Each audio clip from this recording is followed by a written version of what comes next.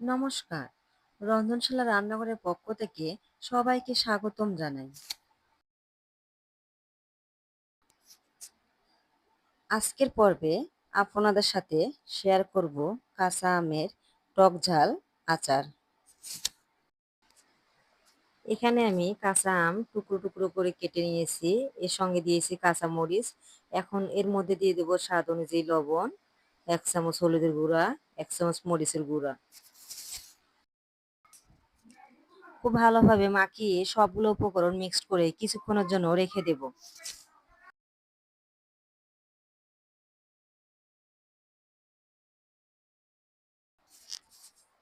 একটি কড়াই আমি গরম করে নিব। এখন এর মধ্যে দিয়ে দেব ১ চামচ মৌরি, ১ চামচ জিরা, ৪ থেকে ৫ টা শুকনা মরিচ, ১ চামচ সরিষা, ১ চামচ মেথি,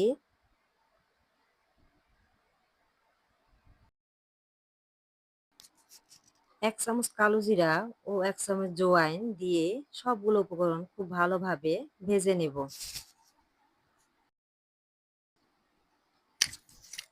হালকা আছে অনবরত নেড়েচেড়ে সবগুলো উপকরণ খুব ভালোভাবে ভেজে নিতে হবে।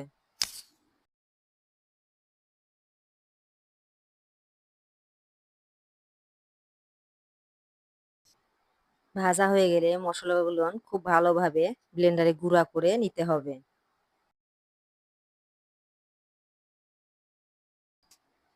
এবার কাঁচা আমের মধ্যে দিয়ে খুব ভালোভাবে মিক্সড করে নিতে হবে।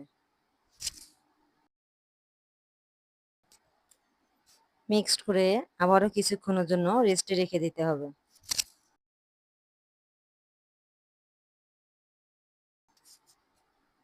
একটি কড়াইয়ে আমি পরিমাণ মতন সরিষার তেল দিয়ে দেব।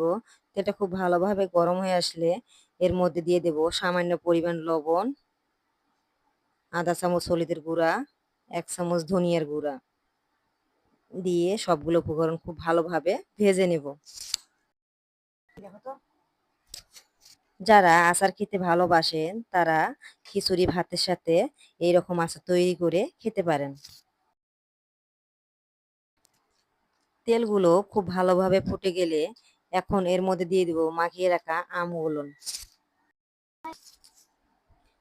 গরম তেলে আচারগুলো দিয়ে নাড়াচাড়া দিয়ে নামিয়ে নেব। কাঁচা আমের এই আচারটা কম সময়ে ঝটপট আপনারা তৈরি করতে পারেন। তৈরি হয়ে গেল খুবই মজাদার কাঁচা আমের টক ঝাল আচার।